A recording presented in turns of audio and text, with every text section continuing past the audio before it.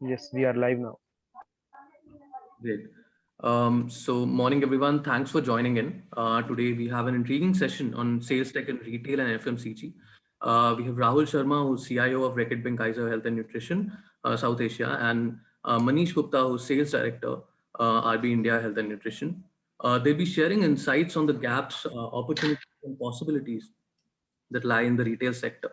During the session, if you have any questions, you can put it in Q&A, and the speakers would take it up as and when they can address your queries. So I'll welcome Rahul to take on the session and introduce the topic. Rahul, over to you. Yeah, thanks, Shivam, and thanks, folks, for joining this forum. And really look forward to an interactive session on sales tech in retail and FMCG. As Shivam said, from Reckitt team, the panel includes myself and Manish Gupta. We both are part of India leadership team, wherein Manish is head of sales and I'm the CIO. We both report to the CEO for South of Asia, Reckitt. Brief intro about myself, about 25 years of work before joining Reckitt. Had a long stint in Unilever, wherein I worked extensively in sales IT. And prior to that, during my consulting stint, did a lot of FMCG clients like P&G, Pepsi, B&Bev, etc. on various IT projects. Reckitt, it's a familiar brand name for all of you, as you one of the largest and the fastest growing FMCG company in India. So we have very strong portfolio of brands in health and hygiene. You would have heard of Dettol, Harpic, Lysol, Strepsils, etc. And we had a fantastic year last year from a business growth perspective. And we have an aggressive innovation agenda wherein we are looking for IT-led transformations that can deliver a lot of business value, especially on the sales side. And Manish will talk in more detail about that. As you would expect, RB being a mature FMCG, we have the base transact systems in place, be it on supply side, ERP, we have SAP-led planning. On sales side, we have DMS and SFA in place. Now we are looking to really go to next level of orbit by leveraging best of tech. So in today's session, we will give an overview of the FMCG ecosystem. Manish will take us through the details. And followed by that, we will give specific use cases where we are looking for IT-led solutions, and that's where we'll request your participation. Yeah. That's a brief intro about the session. I will hand it over to Manish now for taking us through the presentation. Thanks. Thanks, Rahul. Thank you so much. Morning, friends. Thanks for your interest in sales tech. As Rahul spoke about that we at Reckitt are strongly investing in finding solutions to the business problems we face on a day-to-day basis in a typical FMCG sales system. Now the session today, what we'll keep it is, this is the first part of the series, will be about introducing and helping you understand FMCG, how the order to cash cycle works, how the goods flow, what kind of IT interventions and data capturing we do, so that some of you who are maybe not fully familiar with FMCG get a first-hand view of what's inside, what does it take for a soap to reach your neighborhood stores, and what's the kind of information and data we are interested in to be able to service the stores and the consumers. We'll keep it interactive, right? We welcome questions. You can use the chat window to post some questions. I can see that we've got about 20 odd participants, more maybe dialing in soon. But feel free to pose in questions and we will pause in between or otherwise attend to them towards the end of the session. It's a short 1 hour session. I will keep it interesting for you so that you get a grip on the basics. And then when we pose some business problems towards the end, we can discuss in the follow-up sessions that or go deeper into the problem area. Yeah. To give you a brief introduction about mine, I currently head the Reckitt Health and Nutrition business for India. I've been 25 years in FMCG industry. Reckitt's been more than half of my career. Apart from that, I worked with Walmart. I worked with GSK. I'm also been a part of a couple of failed startups. The reason I say failed is that they didn't fly, but they did teach me a lot. And I can empathize very well firsthand on the problems that typical startups find in terms of door opening, in terms of finding the exact briefs, in terms of finding the right kind of advice and mentorship from companies like ourselves or people like me, Rahul, and there will be so many more in the industry who can help you navigate and prevent some landmines. Okay. From an expectation perspective, what we expect to run in this session is about half an hour of this introduction on how goods flow, and then we'll keep the rest of the session towards the briefing some 5-6 salient opportunities we feel could be of interest to you guys. Yeah. So moving forward, yeah. So typically, first of all, to familiarize you with the Indian landscape, understanding the landscape of the country is critically important because we're talking about a very large country like ours. We are a nation of shopkeepers. We've got about 8,000 odd towns. We've got 6 lakh villages, which means 600,000 odd places where networks need to be present. If you have to truly entrench India, most of them will never go past maybe half the number of these towns and maybe the top 100,000 rural villages, but that still means a lot of numbers, a lot of networks. The implication of that, in my view, is that these solutions, whichever are there, need to be scalable and be understood by the urban as well as the rural masses, because you will get all types of users in this story. Yeah. Thankfully, the penetration of mobile and applications is so nice. The space has really blossomed over the last 5 odd years in a very different rapid pace. Talking about stores, if you just talk about the non-food stores, and I'm talking non-food because we at Reckitt deal mostly with them, you're talking about 77 lakh estimated stores as per Nielsen, right? Now that's a huge number, which means about 32 lakh are in the urban population, 45 lakh are in rural. Which means the number of stores that, as you can see in your neighborhood, it's just everywhere, right? It could be a grocery store, supermarket, pawn kiosk, but there are tons and tons of them. And each one of them could be catering to, on an average, 25 to 30 households as a monthly basket. But the sizes could vary because we have a very high Pareto. The tail could be very, very long. But a good grocery store, an average non-modern trade grocery store, could be catering to 200 to 250 households, people who buy their daily, their monthly basket from those stores. The business is split 60-40, per capita offtakes are there on the table, per outlet offtakes are there for you to see that an average outlet could be as big in urban as 75,000 on average, but the averages could be misleading because this is average of 32 lakh stores.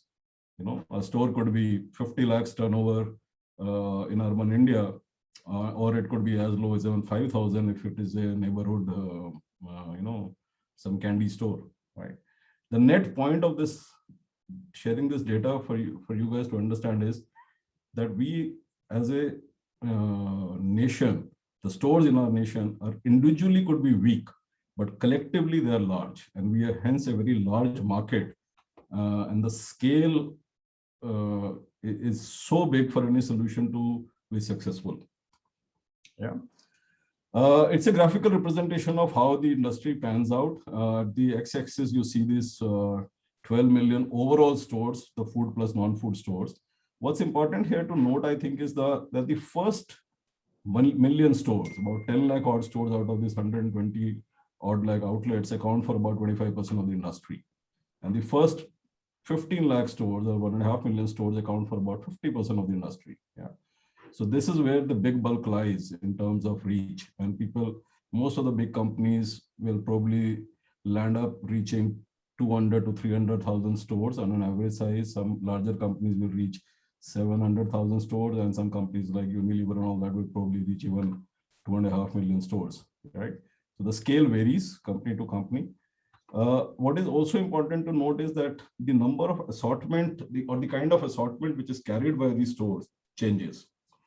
A good neighborhood kirana store may have 3,000 SKUs, 4,000 SKUs catering to all sorts of categories, whereas a small store could have a very limited assortment, a few categories or 1 or 2 brands, because that's all the capital they have and that's all the clientele they have, So the implication for a developer or a solution is it needs to be able to cater to this spectrum if it has to be truly scalable across the country.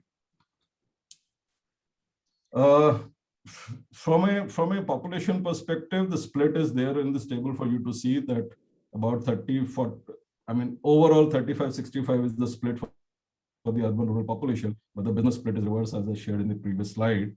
And it will tell you also that we, as a nation, the middle India is really, really thick, because the top metros will account for 5% of the population and maybe about 15% of the business.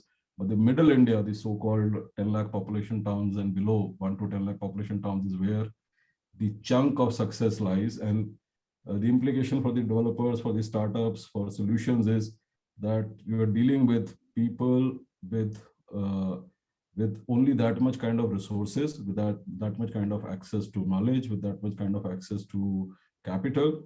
But then, because the growth opportunities are so big, we all keep hearing and reading that why this middle India is really the belly that needs to be won. Yeah. Largely in the country, these are the type of some terminology which we use. Grocery stores are the typical kirana stores. Self-select stores are the so-called upmarket self-select stores where people can shop on their own. Then of course, you have pharmacies. We call in India them chemists. And then there's the wholesale channel, which basically is in-between channel, which caters to the entire popular store channel of the country. Yeah. Without wholesale, wholesale can account as big as 40 to 60% of the company sales, depending on the kind of assortment you sell. Now, these four sectors is what we call the so-called the TT trade or the GT trade. You know, we can use various terminologies. Then, of course, you have the modern trade, which is the branded organized trade, all your Reliances and Nilgiris and which can metros, which are in three basic formats of cash and carry, hypermarket, and the supermarkets. The difference between hyper and super is basically the size and the assortment they carry. And that's where the basic difference lies. And then, of course, we have the new upcoming fast-growing e-com channel, which is in two forms. It could be B2B, which kind of replicates with the wholesale channel, where the Udans and the Big Baskets and many other people are playing. And then you have B2C, like the Amazon Pantry, Grofers, Milk Basket, and all that, which cater to the consumers directly. And a lot of these players also play both the channels, right? They sell to the consumers as well as to the wholesalers. And then a very large part of the FMCG consumption is led by our armed forces, which is called the Canteen Source Department. It's a government-run entity. But given the size of our forces, I mean, it's a sizable market chunk which lies there. Yep. Going forward.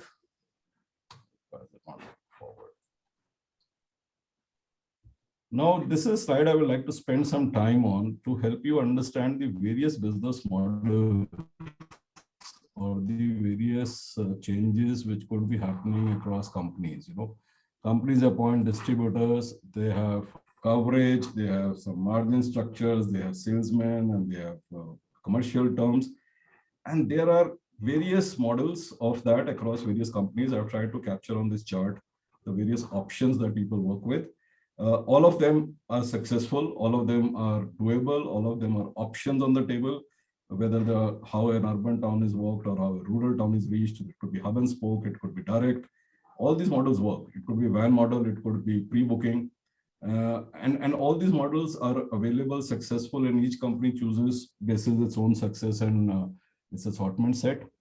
The coverage size I was talking to you about, you can see it here. Unilever claims about 2 million stores covered, whereas Wipro may be in about 0.7.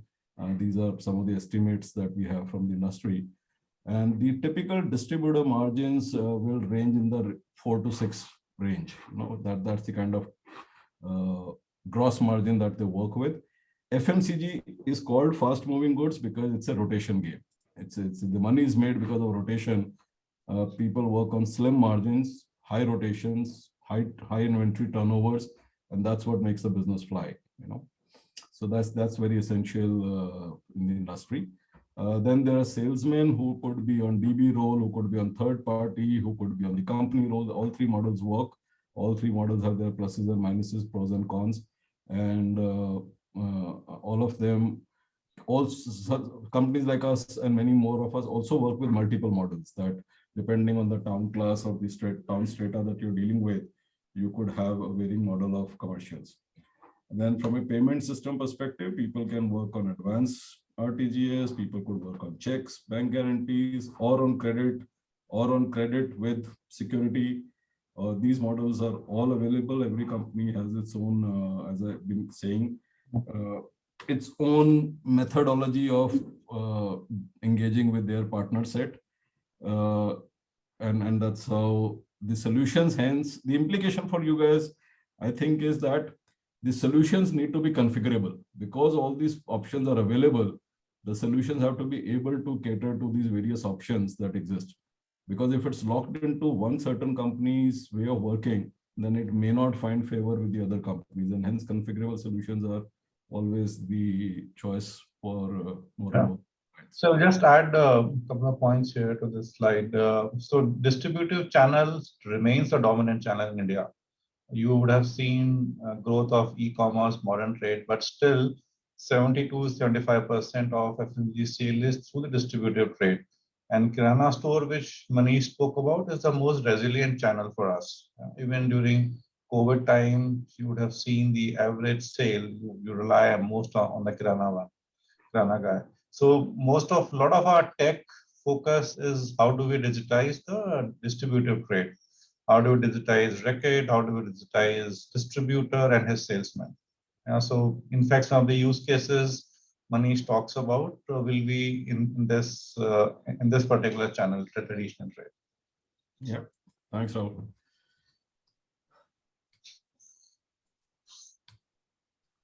Now let's give you a glimpse of how a distributor model works. A distributor is known by various names. It could be stockist, it could be wholesale dealer, it could be RS, redistribution stockist. There are various names for it, but essentially he's a person who kind of is appointed by the company or chosen by the company because of his credentials, and is responsible for a particular geography or a set of stores for coverage.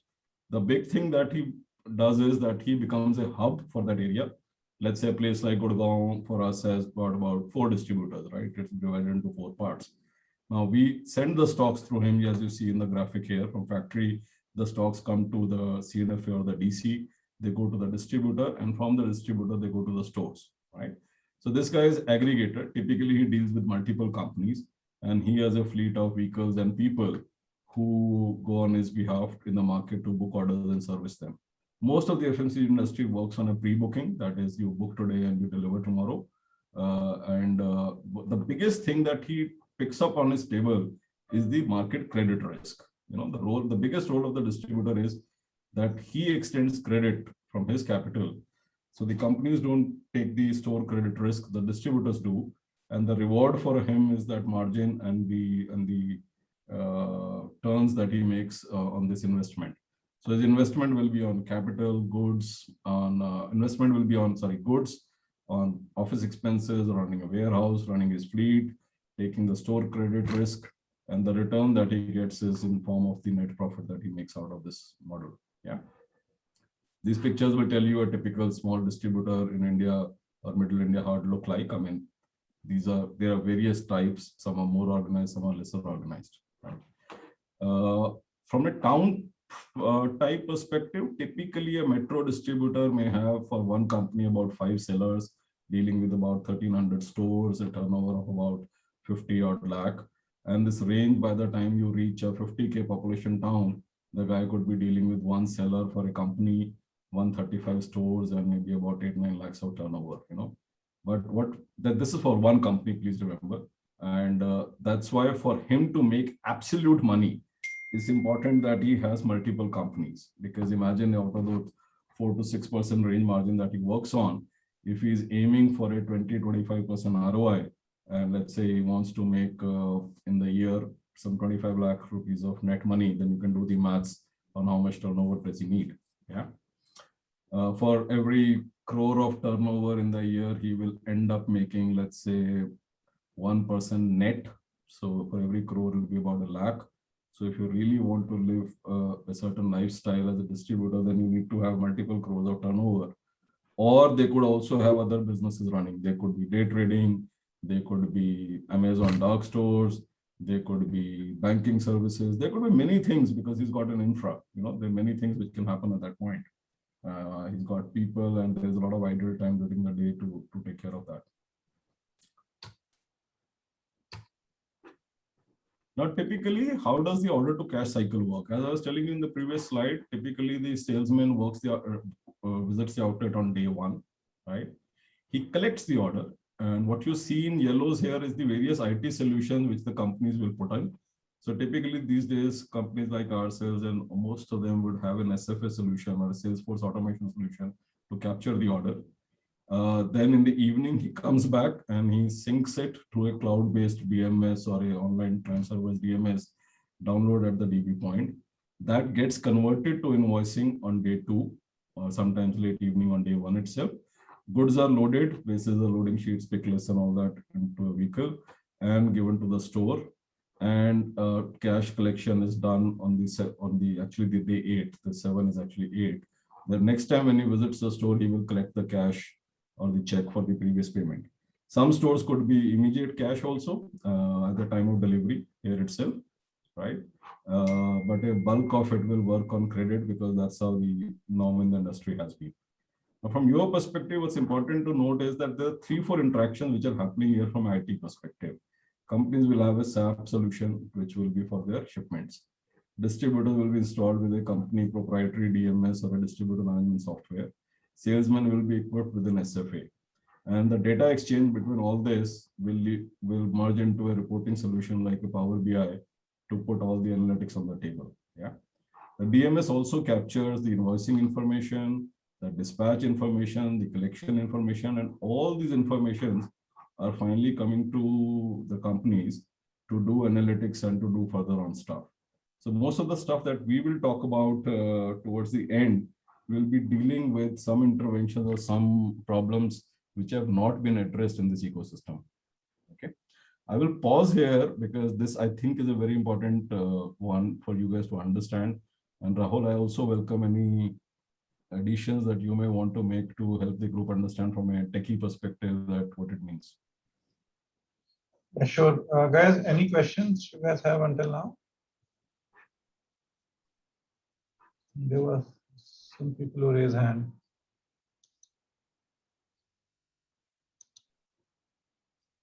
If there's none, I'll move on. Yeah, we can carry on, Manish. Okay. Now, the second part of it, what we initially spoke about was that direct hub, a place like Gurgaon or a Delhi or a typical, 5 lakh population plus town. But then there are smaller middle India, which has got thousands of towns, and the volumes are typically do not justify direct dispatch from a company DC because of the issues of logistics, delays, breaking the bulk issues and all that. And hence a hub and spoke arrangement has come up over the last 20 years, which means that you appoint a super stockist, what we call, he's like a mini DC in a district headquarter. And from the district headquarter, he will have a set of sub distributors under him. Now, essentially what hence happens is that the money risk for the smaller towns is taken over by the super stockist. Companies dispatch the goods to super stockist. He dispatches to the sub distributors. Super stockist works on about a lesser margin because the risk is lower, the inventories are lower, and the sub distributors will work on slightly lower margin than the main town distributor because of the lower operating costs. And the sub distributors will cater to the stores like the distributor does. Yeah.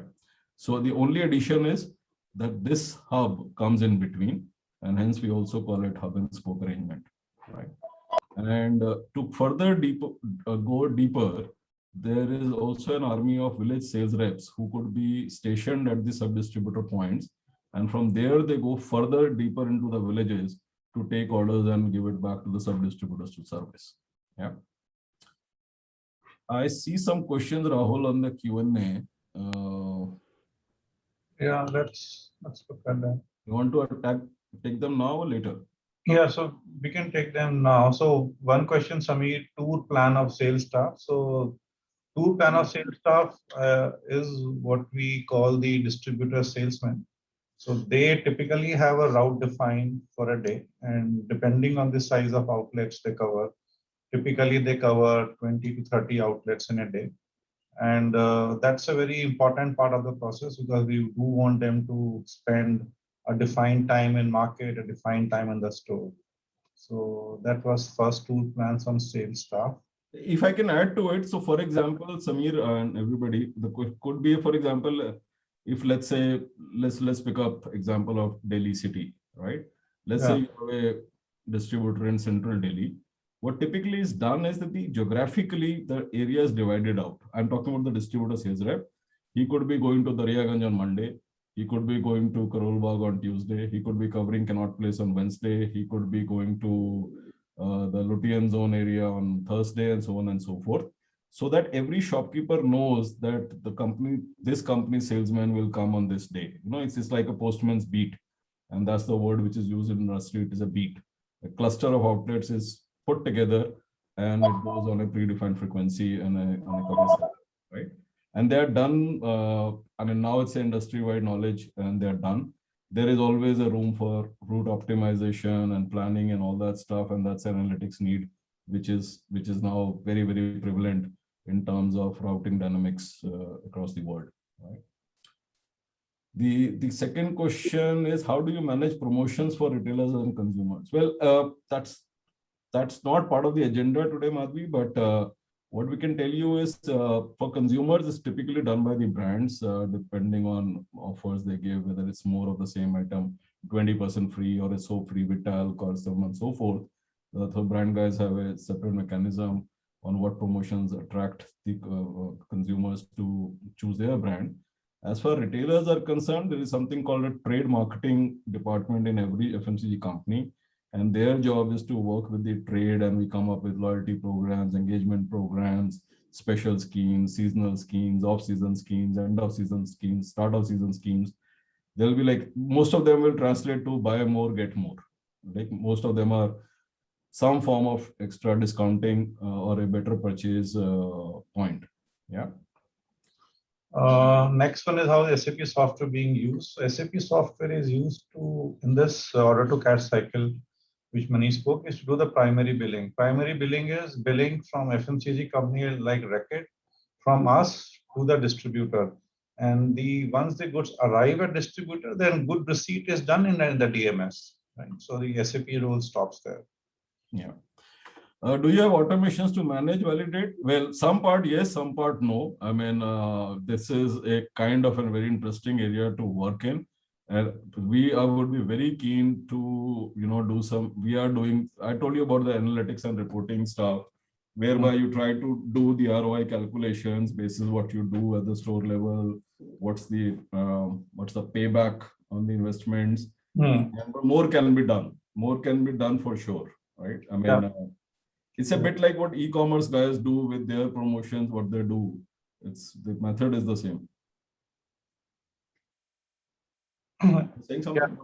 Yeah. Any automations to track secondary sales, even for your modern trade channels? So secondary sales are very well captured in our DMS software. It is very well embraced solution by distributors, especially in the urban part. So we have very good visibility of the sale which distributor does to the outlets. But when we go to the rural part, that's where the challenge is. You can see here, there's one more hop, super stockist to sub DV. Yeah, so super stockist will have a DMS solution, which Reckitt would have recommended, and they will do the billing in that. So goods will reach sub DV. Sub DV onwards, visibility is not that great, because sub DVs, as Manish was saying, is a multi-principal person. Most of them have a computer terminal, but they are not very savvy. Their practices of doing invoicing, billing are not very consistent.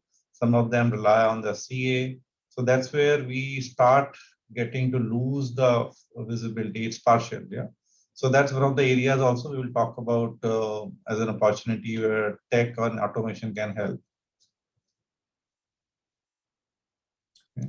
So there are a couple of questions. Do you have any resellers who provide services along with your products but do not have a store? Well, in our case, no. The DB salesmen have enough of a job during the day. It's very difficult for them to carry on a parallel job. By the time you're done with 35, 40 outlets, the day is over. But yes, some of them could be moonlighting as Zomato delivery boys in the evening and so on and so forth. Yeah, but typically, it's a full-time job. Do you have any solution for? E2E supply chain visibility and warehousing automation system. Rahul, you can take it. Yeah, so on the end-to-end supply chain visibility, as I explained, we have good visibility up till the sale to retailer in urban and up till the sale to sub-DB in the rural part as well. And warehouse automation, we have various degrees of warehouse. We have warehouse softwares which are deployed and which are integrated to SAP ERP. Yeah, but we don't have a niche solution, let's say, for picking and for inventory counting, etc. Yep. All right. What is the state of current online sales for you via own third-party option? Well, it's proprietary data, Madhvi, but I can tell you the industry is working in the range of about 5%. We are higher than that. Some companies are lower than that. It's growing very fast. It's one of the fastest growing channels, and COVID has only put a lot of tailwind behind it. Yeah. Yeah. All right. So typical sales organization structure, this is, I think, very important for everybody to understand that what it means, and most of the, for example, we divide the country into 35 ASM areas. Some states have multiple ASMs, a state like UP or Maharashtra and all that, whereas some states like Punjab or Kerala could have one ASM as the head. That's the ASM is the typical state area sales manager is what we call him. Then he could be having a set of people who look after the DB channel, a set of people who look after the super stockist channel, and then there are people under him. For example, the distributor sales rep, where my cursor today is, will be reporting to the TSI, though it's paid by the DB, it's managed by the TSI. So it's a company managed sales force, company managed, trained, hired, and all that. So we have an active interest in making sure that we have the right quality of people. Similarly, for the pilot sales rep, this terminologies can change, the designations can change, or the VSRs or the village sales rep are handled by the ASCs, because these are the people who train them, educate them on new products, on selling, on season, on quantities, on schemes, so on and so forth. And this unit is the field unit, so to say, and their ability to gain from all these solutions is of utmost importance for any company like ours. What we are always interested in is that they maximize market-facing time, that they minimize administrative work, because it's becoming quite a challenge with the quantum of data one has today. And what is also important is, for them, everything is important, right? From availability of stocks at our DCs to the distribution of those stocks at the stores, every question in the organizations come across to this team. So the more we enable them with the data, reports, actionable insights, the more it becomes important for them. This is, I would say, this is where the rubber hits the road, and this is where the real action happens. Yeah. So typically, what are these KRAs that companies look at from these guys? Yeah. So ASM will have monthly KPIs, sales, GTM strategy, territory planning. Somebody spoke about journey plans. Yes, they are not mentioned here, but they are required, that who will go where and how will it go, especially when you're up country. The tour plans also have a cost involved, have a time involved. How many days do you spend in one town versus the other? There is a science towards it. There are weekly targets, stock management, DB management, appointments, replacements, evaluations, coachings. And for a TSI, the DBSR performance review and all that becomes super important, right? From knowing his profile to developing him, coaching him, training him, monitoring him, developing him, having setting targets for him, making sure it happens, because setting targets is the easier part. The difficult part is to making sure that the target happens and the guy makes money, because if he doesn't make money, then either something is wrong, and sooner than later the relationship will break. So it's important in its perspective. ASL's role is very similar to what the TSI does, except that the geography changes, the kind of distributors change, the kind of people change, but essential role remains the same. For a DBSR, DBSRs make, which is the distributor sales rep, they could make up to 40% of their money in the month basis incentives and goal targets, right? The targets have a science to it. So there is probably always a need for solution that how do you do right targeting? How do you look at history and how do you forecast the future and how do you break this target out? He manages the portfolio. He's the guy who's supposed to do new product placement, old product placement in the right quantities. When you see all those posters and nice windows inside the shop, he and a merchandising team typically put them up. And the guy is handling about 200 retailers on a typical basis. Now, these 200 retailers he needs to know inside out. And you can imagine any company's plight that with about a 25% attrition across the industry, this is an ever churning system, and constantly you need to keep hiring people, training them fast, training them well, because there are losses which happen due to this change of people and all that, because people keep growing up, people keep leaving, some people like the job, some don't. And there is always higher need for solutions. I can tell you that 25 years back, you could train them in classroom sessions, call them over and do it. But today, if you have like 2,000 such folks in the country, and some companies may have even 3,000 or some companies may have 5,000, the only way to reach out to them is through online courses, through learning management systems, through WhatsApp, through Zoom calls. Those are the training grounds of today, because it's virtually impossible to put them in a classroom. So there are solutions required there. Or the handle that they carry is becoming more and more predictive, so as to aid them in their sales call. And the same story for the pilot sales rep. And then there are issues of coordination of stocks. Most of it, largely in the industry, despite a lot of automation, there is still a need to coordinate manually. Excel sheets is a norm. And if something can bring more and more data on their fingertips, it's always a welcome thing. Yeah. Now, just a quick slide to help you understand that there are two major types of stockists in FMCG world: a grocery stockist and a pharma stockist. And the key difference you will see between a chemist and a grocery chain is the chemist stores that tend to be serviced on a very high frequency. The chemist chains are typically serviced daily, especially the big ones or the middle ones, whereas a grocery store normally works on weekly servicing. And the big reason is the sheer quantum of SKUs that a chemist store is supposed to carry. What the doctor prescribes, one doesn't know, and the fill rates are always an issue. So the pharma stockists tend to go to the chemist stocks every day so as to keep filling them with what they need. And you will typically find as a consumer, a lot of times you go to a chemist store and the guy may not carry the medicine which is in your prescription, but he will either deliver it home by evening or say that maybe give me a few hours and I'll get it arranged, right? And the reason is because it's virtually impossible for him to cater to some 50,000 odd plus SKUs which are available. These are the prime SKUs in the industry which they are supposed to carry. Yeah. Apart from that, then there will be smaller things like the credit differences and all that. But it does make for a point that where I was telling earlier that solutions need to be configurable. And the other big difference is typically the pharma stockists work on shared sellers, which means one seller will have multiple company portfolio with him. Whereas typically the grocery DBs, one salesman will deal with one company portfolio.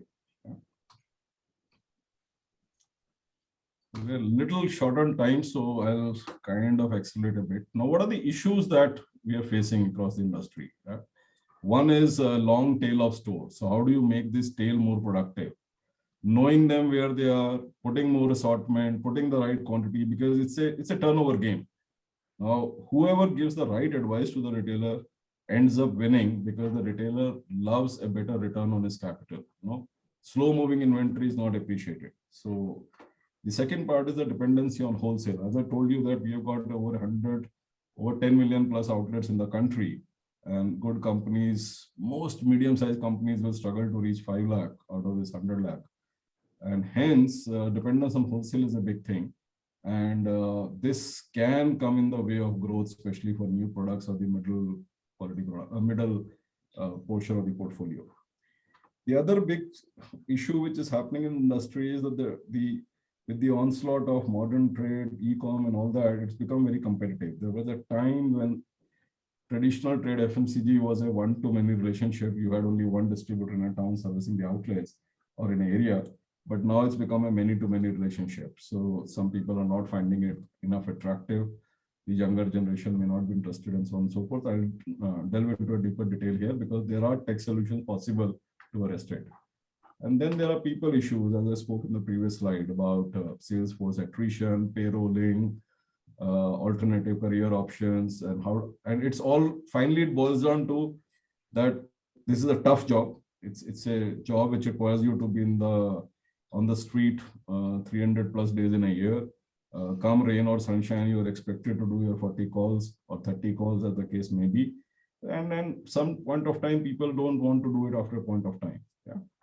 And then there is, because it's an unorganized industry, I mean, if your distributors don't take care of their staff, then there is churn there as well. And that's a pretty live issue, right? Now, coming to the current concerns, as I spoke to you about, which are the big issues, and tech solutions are again possible here. And we have some of them in action and some more are developing. One is about the whole emerging channel conflicts, which is eroding the margins, and hence more and more distributors are interested on how to become digitized. So digitizing distributive trade is a big need. That how do you make an average distributor enabled so that he can act like any other online store, right? Instead of taking orders on phone, can you take it on an app? Can somebody create that app? Can somebody automate his home system? Can he reach out to a larger geography? So these are all the things which are happening. Yeah. The newer generation or the successors, the sons and daughters at the distributor points find this trade less attractive. Now, just to make it attractive, I think it needs an infusion of tech. It needs to be made much more simple. You know, it's not easy for a youngster to imagine that right from collecting a 100 rupee bill to a 100,000 rupee worth of stock payment, there's a lot of grunt work required to do it. So payment solutions, delivery solutions, issue resolution solutions can make it attractive. We spoke about Salesforce and job stability challenges. Supply chain solutions are required dime a dozen, especially at the ground. Companies know what is happening to the DB point, but from a distributor point down to the retail trade, there are options available. And then I think most of the distributors are wanting to not be left behind in the digitization of the country. They want kind of plug-in solutions, which require right from raising capital to managing their team, managing their books, managing their returns. A lot of accounting solutions are available, but each one of them today is a standalone, you know, and hence it requires quite some education and a smart CA to be able to bring it all together. Yeah. I'll move fast on this. Modern trade typically is two types, B2C and B2B. And some examples are, for example, you're familiar as a consumer industry, cash and carry could be a Walmart or a Metro store, and then there are hyper daily and pharmacy stores, right? The essentials post that remain the same. The difference in the store types is essentially due to size and the kind of assortment they carry. A large supermarket is where we typically go when you have to do your monthly shopping. And when you have to do your top-up stuff, you rely on a smaller store or your neighborhood kirana stores, right? Typically in towns. So that's the big difference. Apart from that, if you're a specialty store, then like a pharmacy or a cosmetic chain, then obviously the role becomes very different. Cash and carry stores typically carry, it's organized wholesale basically. So instead of a Sadar Bazaar, you have a Metro or a Walmart store which caters to the retailers. The traders are the big PG there. Yeah. Now, this is important, and we're towards the last 2-3 slides. This, I think, is important for you guys, and I don't mind if you take a picture of that just to help you understand that how this flow of goods happens here. On a TT trade or a GT trade, as I told you, from the factory, the stock comes to the depot, to the distributor, and then it goes to a wholesaler or directly to a retailer. A wholesaler sells to a retailer, and the consumers will pick it up from a retailer, right? Then when it comes to the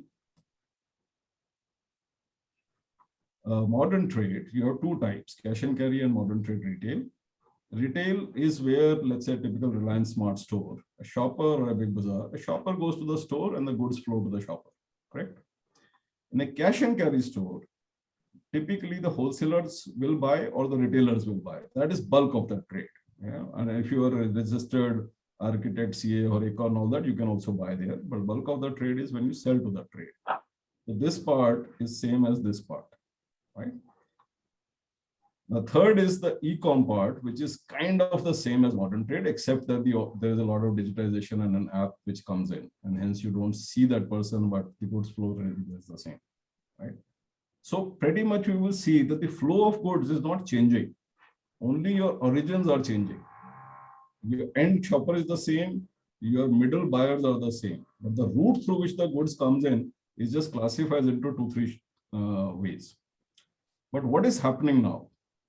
What is happening now is very interesting actually, that via apps and various app solutions available, some are local, some are regional, some may be national, the traditional trade and modern trade is developing the same capabilities as the e-com trade.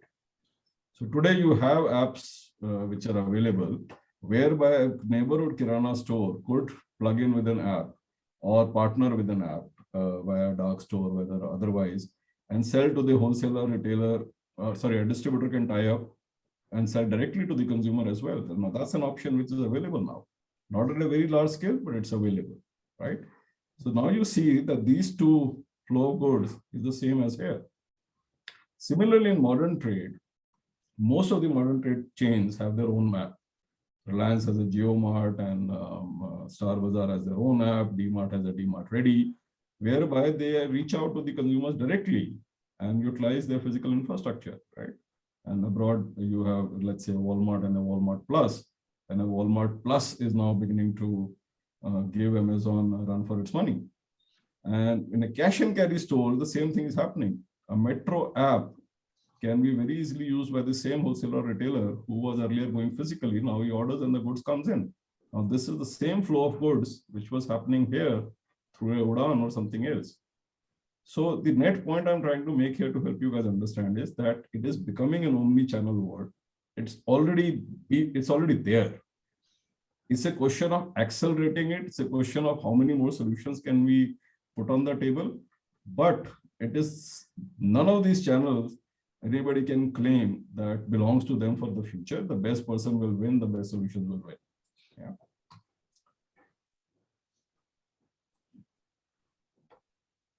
Madhvi, I'll come to your question in a minute. Yeah. What is also very important for you to realize is the cost to serve. Now, from a brand company perspective, it's important to look at that how does the cost streams flow, you know, between a distributor and traditional trade or empty retailer or e-com marketplace. Inventory is one big differentiator. Distributors work on small inventory. I told you about the role of rotation in the beginning, whereas the retailers or marketplaces end up with a much higher inventory for the sheer assortment they carry, right? Trade margins, typically, let's say 5% DB margin, 10% retail margin. I just rounded it off for the sake of simplicity. It could vary by category. Gross margin could be about 15% in distributor trade, but a modern trade or a marketplace could be in range of about 20. Yeah, this is retailer plus the distributor and all that, right? Then about 5% is spent on various activations and other stuff, incentives and loyalty programs and schemes and all that, right? Most of the distribution trade works on advance or a cash on delivery mechanism, whereas typically you extend some credit in the marketplace or modern trade retailer to offset some of the costs of inventory, right? So because you're offsetting the cost of higher inventory here. But the big difference which comes in is here, right? For a brand, we invest in people in traditional trade. I told you about those armies of people which work with the distributors and sub-distributors and all that.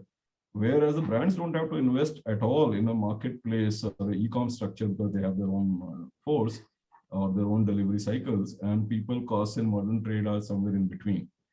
This offsets to a large extent this difference in trade margin.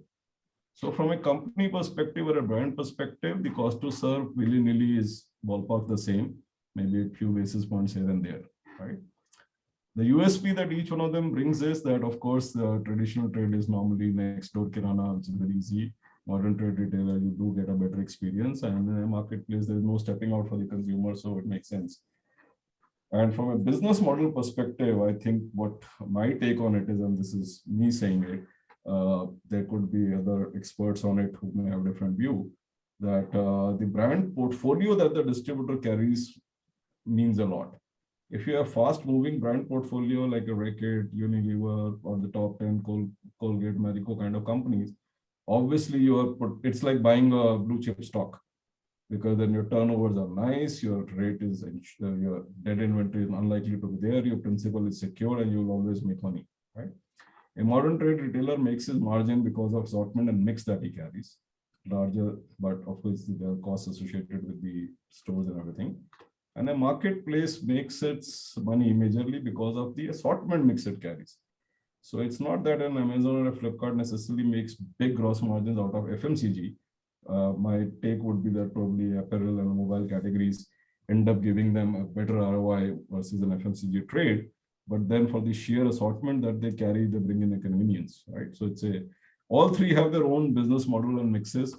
Some are revenue generator categories, some are profit making categories. Yeah. And lastly, before we get into the problems to solve, let's answer any questions that you have here. Oh, Rahul, any questions you see? I know there was one on the chat box. Just checking. I think there's only one. That's from Madhvi. Yep. So do you have some programs to identify, train, and onboard sales reps with so many rural folks? Yes, we have. We have some, not necessarily in the industry there are, but I'll be very open to receiving feedback. If somebody has better solutions, we'll look forward to it. I mean, there's a constant need to identify good talent, and if there is some job portal or some other method of reaching out to the learned, we would love to put it in a database like that. Yeah. Okay. Now coming to the questions. Rahul, this is yours. Sorry. Okay, so point number one, multi-brand, multi-principal, multi-distributor retailer ordering app. So as we spoke about the need to digitize the value chain and reduce dependence on the salesman visiting. Yeah? So the proposition here is that can we give a app to the retailer, and from the app he can place order. It can be a multi-principal app, means non-compete companies like, let's say, Reckitt, Pepsi, some other FMCG non-compete companies. Can there be a multi-brand app which we can give to retailer and he can order for multiple FMCG companies? Yeah? So that was point number one, area where we are looking for solutions. Number two is payment solutions. So when the salesman goes to the outlet and he takes order, then goods are delivered, then the payment method is very conventional by and large. It's either check or cash. The retailer gives check or cash. Can we digitize that part? Yeah. Again, since it's a fragmented market, if we leave aside Unilever, can we link it to the software, which, let's say, Tele, which the distributor uses for multiple FMCG companies? Yeah, that's point number two. Point number three is on the stock delivery notification. So we have a big fleet of trucks which daily pick the goods from our DC, C&FA and deliver to distributor and then distributor to store. Is there efficient mechanism to track and trace the vehicle movement? Yeah. Then Manish, you want to talk about number 4? In-store tracking? Yeah, in-store tracking is, guys, basically there are all these stores also have activity happening inside. We have planograms, we have windows, we have posters, danglers, various action happening, promoters, sampling. Now, this is a tedious exercise to figure out that what's happening where. So there is a need for some sort of a crowdsourced solution whereby whereby maybe people can enroll there. I mean, there is a solution like that available abroad in US called Native. There could be a need for a local native, whereby you can do the store information to be crowdsourced and clubbed together. Competition tracking, activity tracking, pricing tracking. There's a huge need there. Number 5.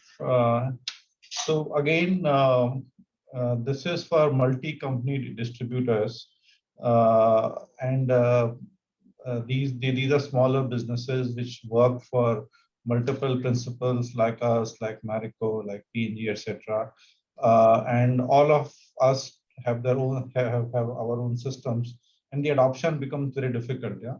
So can there be a shared DMS platform which this sub-DV or super stockist uses, and he uses it really well, and he uses it for doing transactions with multiple FMCG companies.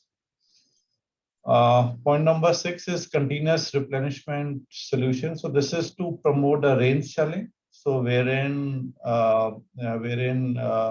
we get automated orders from distributors to Reckitt or to FMCG based on algorithms, based on some rules which we can put in terms of minimum maximum number of days of stock they need to carry, or minimum maximum range which they can sell.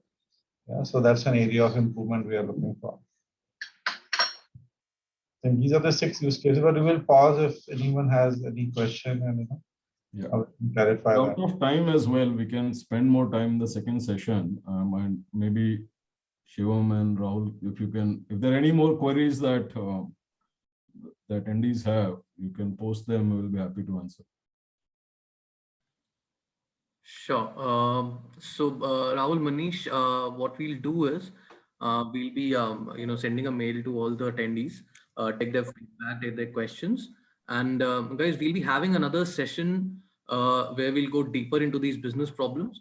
It'll be a bit more interactive on the solutions that some of the startups that have attended have, and accordingly, how RB would be interested in engaging with them and understanding if there are any synergies to explore. So we'll definitely have that session, within a week or two, and we'll keep you posted on that. So, Rahul, Manish, thanks for joining in. This was indeed a really intriguing session. I think most interesting part is that we were able to understand the depth of the sales side of things in the FMCG. And the second session again is another one to look forward to, because then we'll be talking about how these business problems can be solved and what RB expects from some of the startups who have similar solutions. So thanks for joining in. Thanks everyone. We'll reach out to you, and we'll share the information regarding the next session as well. Thanks Rahul. Thanks Manish. Thank you. Thanks everybody. Thanks NASSCOM and NIPP and the attendees. Thank you. Thanks, NASSCOM. Bye.